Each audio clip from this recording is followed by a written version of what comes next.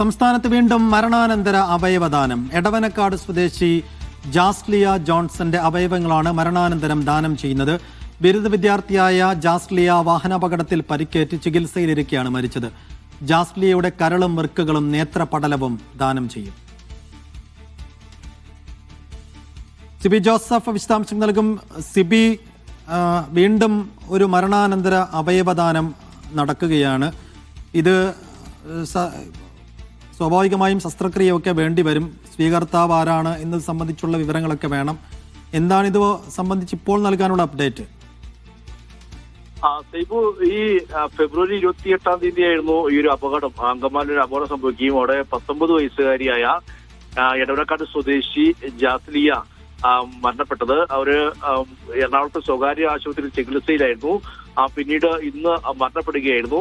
Angamaly TELC junction വെച്ചാണ് അപകടത്തിൽപ്പെട്ടത്. Car ഇടിച്ചുണ്ടായ അപകടത്തിൽ തലയ്ക്ക് ഗുരുതരമായി പരിക്കേൽക്കുകയും പിന്നീട് മരണപ്പെടുകയുമായിരുന്നു. എന്തായാലും ഇവരുടെ അവയവങ്ങൾ ഇപ്പൊ 4 പേർക്കാണ് അവരുടെ ഒരു പുതിയ ജീവിതത്തിലേക്ക് വെളിച്ചം പകർന്നുകൊണ്ട് ഈ 19-കാരിയുടെ ഈ അവയവങ്ങൾ ഇപ്പോൾ ദാനം ചെയ്തിരിക്കുന്നത്.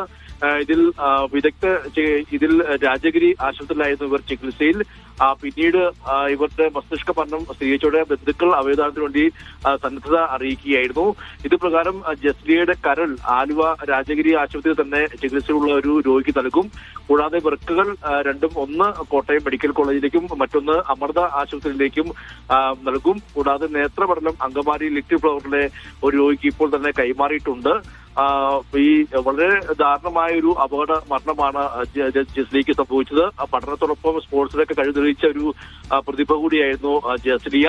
ഒരു സാധാരണ കുടുംബത്തിന്റെ പ്രതീക്ഷ കൂടിയായിരുന്നു.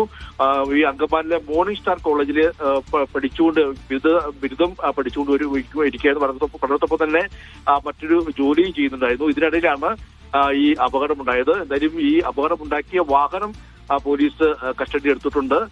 ഈ ജസ്ലിയ 19-കാരി ഒരു നാടിന് വലിയ തീരാവേദന നൽകിക്കൊണ്ടാണ് വിടവാങ്ങുന്നത്. എന്തായാലും അവരുടെ അവയവങ്ങൾ ഇപ്പോൾ ദാനം ചെയ്യാൻ വേണ്ടി കുടുംബം സന്നദ്ധത അറിയിച്ചിട്ടുണ്ട്. നേത്രപടലം ഇപ്പോൾ ദാനം ചെയ്ത് കഴിഞ്ഞിരിക്കുന്നു. ഇനി ബാക്കിയുള്ള വൃക്കകളും കരളും ഇപ്പോൾ ദാനം ചെയ്യും.